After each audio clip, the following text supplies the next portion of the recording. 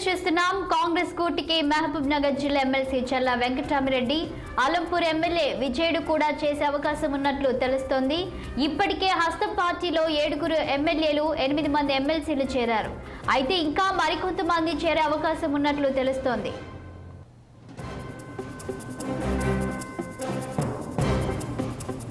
ఇక దీనిపై మరింత సమాచారం మా పొలిటికల్ బ్యూరో చీఫ్ రామ్ అందిస్తారు. రామ్, చెప్పండి, ఇక బీఆర్ఎస్ పార్టీలో ఎమ్మెల్యేలు ఎంతమంది మిగిలారు?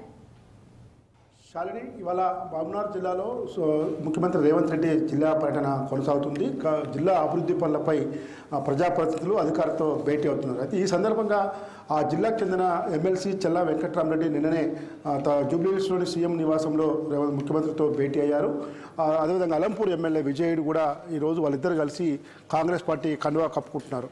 అయితే ఇప్పటికే బీఆర్ఎస్ పార్టీ నుంచి అటు అసెంబ్లీ ఎన్నికల తర్వాత పార్లమెంట్ ఎన్నికల లోపు చాలామంది బీఆర్ఎస్ ఎమ్మెల్యేలు హస్తంగూటికి చేరేందుకు క్యూ కడుతున్నారు. ఇప్పటికే దాదాపు 7-8 మంది ఎమ్మెల్యేలు వరుసగా కాంగ్రెస్ పార్టీ కొంతమంది లోక్సభ ఎన్నికల లోపు చేరారు. ఆ తర్వాత లోక్సభ ఎన్నికల తర్వాత మరికొంతమంది చేరారు.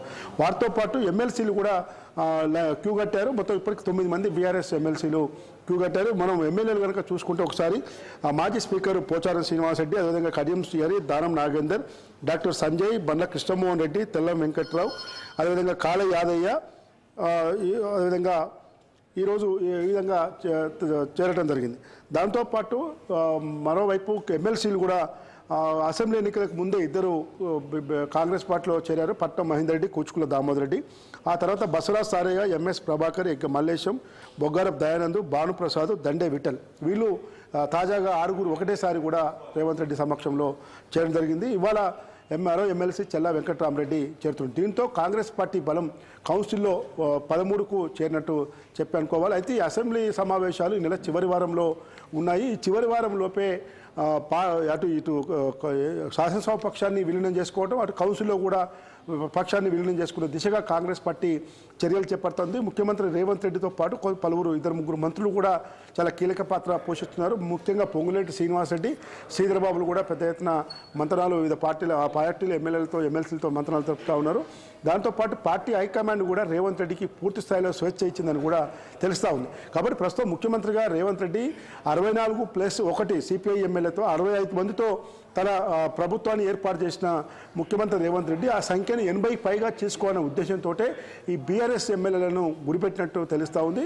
ఓవైపు బీజేపీ 8 మంది శాసనసభ్యులతో బీజేపీ ఉంది. రాష్ట్రంలో 7 శాసనసభ్యులతో ఎంఐఎం ఉంది. అయితే బీజేపీ కంటే తక్కువ సభ్యులు కూడా ఉండే అవకాశం ఉంది. త్వరలో ప్రధాన ప్రతిపక్ష పాత్ర బీజేపీకే వస్తుందని కూడా ఓవైపు మీడియాలో పెద్ద ఎత్తున ప్రచారం నడుస్తూ ఉంది.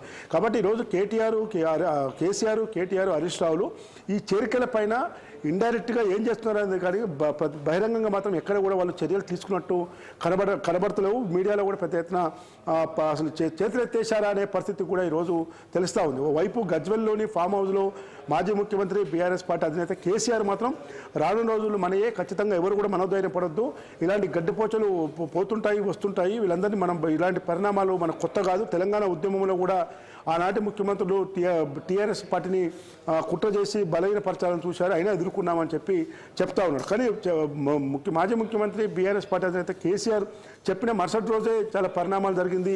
జగిత్యాల ఎమ్మెల్యే డాక్టర్ సంజయ్ కేసీఆర్ కుటుంబానికి అత్యంత సన్నిహితుడు, ఎమ్మెల్సీ కవితకు బాగా దగ్గర బంధువు కూడా, వీళ్ళంతా బంధువులు అయినప్పుడు కూడా డాక్టర్ సంజయ్ కూడా పోవటం, మాజీ స్పీకర్ పోచారం శ్రీనివాసరెడ్డి కూడా టీఆర్ఎస్లో పోతుంటే మా పరిస్థితి ఏందనేది మిగతా ఎమ్మెల్యేలు కూడా గందరగోళం నెలకొంది. అయితే కాంగ్రెస్ పార్టీ మాత్రం ముఖ్యంగా ఉమ్మడి రంగారెడ్డి జిల్లా, ఉమ్మడి హైదరాబాద్ జిల్లా మీద ప్రధాన దృష్టి సారించని చెప్పి అనుకోవాలి. ఎందుకంటే వాళ్ళకి ఇప్పటికే అసెంబ్లీ ఎన్నికల్లో ఎక్కడ సీట్లు రాలేదు, కేవలం 2-3 సీట్లు మాత్రమే ఉమ్మడి రంగారెడ్డి జిల్లా వచ్చాయి.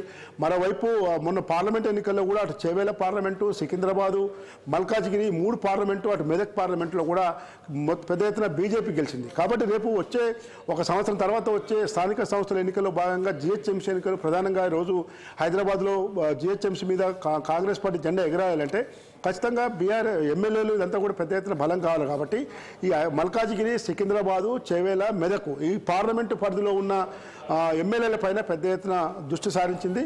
ఈ దిశగా అటు టీడీపీలో గతంలో రేవంత్ రెడ్డితో పాటు పనిచేసిన వాళ్ళు, అంతకుముందు వైఎస్ రాజశేఖర రెడ్డి, కిరణ్ కుమార్ రెడ్డి, రోషయ్య, అంతకుముందు డి శ్రీనివాస్ పిసిసి అధ్యక్షుడు ఉన్నప్పుడు ఇదంతా కూడా కాంగ్రెస్ పార్టీలో పనిచేసిన వాళ్ళు, వాళ్ళందరూ కూడా ఇప్పుడు బీఆర్ఎస్ తరఫున శాసనసభ్యులుగా గెలిచి గతంలో మంత్రులు కూడా పనిచేశారు. కాబట్టి ఇప్పుడు ముఖ్యంగా చెవేల పార్లమెంటు, అటు Hyderabad parliament, Secunderabad parliament, Malkajgiri parliament, Medak parliament, ఈ 4-5 పార్లమెంటు పరిధిలో ఉన్న బీఆర్ఎస్ ఎమ్మెల్యేను మ్యాక్సిమం కాంగ్రెస్ పార్టీలో చేర్పించుకునేందుకు ప్రయత్నాలు చేస్తున్నట్టు తెలుస్తూ ఉంది.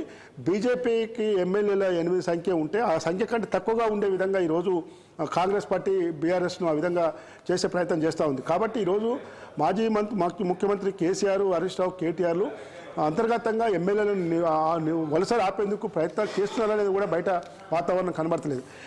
ఇటీవలనే ముఖ్యమంత్రి రేవంత్ రెడ్డిని మెదక్ జిల్లా ఎమ్మెల్యే 4 కొత్త ప్రభాకర్ రెడ్డి, సునీత లక్ష్మారెడ్డి, అదేవిధంగా మాణిక్రావు, గూడెం మైపాల్ రెడ్డి, ఈ 4 కూడా గతంలో అభివృద్ధి పనుల కోసం ప్రోటోకాల్ సమస్యలు వస్తూ ఉన్నాయి, మీరు మా అభివృద్ధికి సహకరించడం చెప్పి ముఖ్యమంత్రి రేవంత్ రెడ్డిని కలిశారు. ఆ తర్వాత రాజేంద్ర ఎమ్మెల్యే ప్రకాష్ గౌడ్ కూడా 2-3 సార్లు సీఎం రేవంత్ రెడ్డిని కలిసి నియోజకవర్గ అభివృద్ధి పనుల కోసమే కలిశానని చెప్తున్నాడు. తాజాగా రంగారెడ్డి జిల్లా ఇన్ఛార్జ్ మంత్రి శ్రీధర్ బాబును కూడా రంగారెడ్డి జిల్లా ఎమ్మెల్యే అరకపూడి గాంధీ, మాధవరం కృష్ణారావు, కేపీ వివేకానంద గౌడ్, మరి రాజశేఖర రెడ్డి, దేవిరెడ్డి, సుధీరెడ్డి, బండారు లక్ష్మణ్, ఈ 6 ఎమ్మెల్యేలు కూడా మంత్రి శ్రీధర్ బాబును కలిశారు. ఆ విధంగా కలిసిన మరుసటి ఓకే, థ్యాంక్ యూ రామ్.